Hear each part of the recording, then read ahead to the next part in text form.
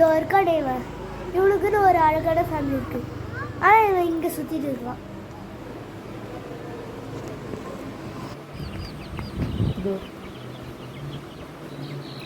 இதோ இருக்கு பாரு அவங்க ஃபேமிலி, அழகான ஃபேமிலி. இவன் அங்கே அவன் வருமானு காத்துட்டு இருக்காங்க.